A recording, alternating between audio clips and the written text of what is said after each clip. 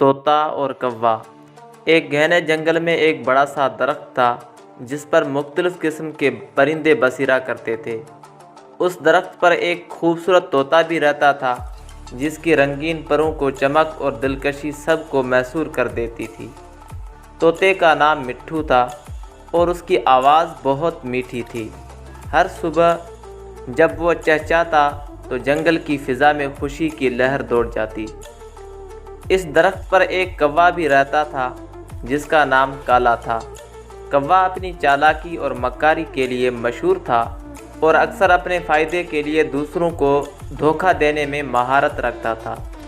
کالا مٹھو کی خوبصورتی اور اس کی مقبولیت سے حسد کرتا تھا۔ ایک دن کالا کوے نے مٹھو طوطے کے پاس جا کر کہا، دوست، تم کتنے خوبصورت ہو، مگر کیا تم جانتے ہو کہ تم اور بھی زیادہ خوبصورت ہو سکتے ہو؟ مٹھو نے حیرانی سے پوچھا، کیسے؟ کالا کوے نے چالاکی سے مسکرا کر جواب دیا، جنگل کے اس پار ایک جھیل ہے جو جادوئی ہے۔ اس جھیل میں نہانے سے تمہارے پر اور بھی زیادہ چمکدار اور رنگین ہو جائیں گے۔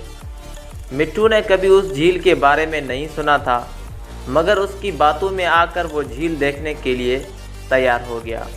دونوں دوست جھیل کی جانب روانہ ہوئے۔ راستے میں کالا کوے نے اپنی چال بازیاں جاری رکھی اور مٹھو کو جھیل کی جادوئی خصوصیات کے بارے میں جھوٹی کہانیاں سناتا رہا۔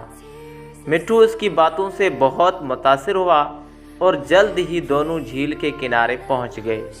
کالا کوے نے مٹھو سے کہا، پہلے تم جاؤ، میں تمہارے پیچھے آتا ہوں۔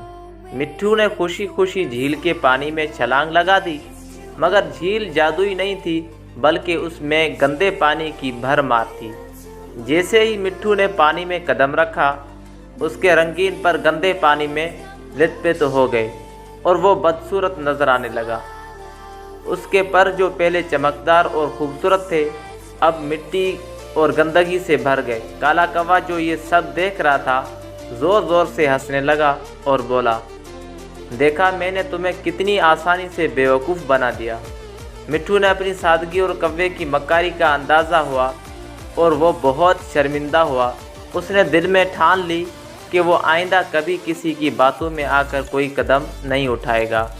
دوستو، یہ کہانی ہمیں یہ سبق سکھاتی ہے کہ ہمیں کسی کی باتوں میں آ کر جلد بازی کے فیصلے نہیں کرنے چاہیے۔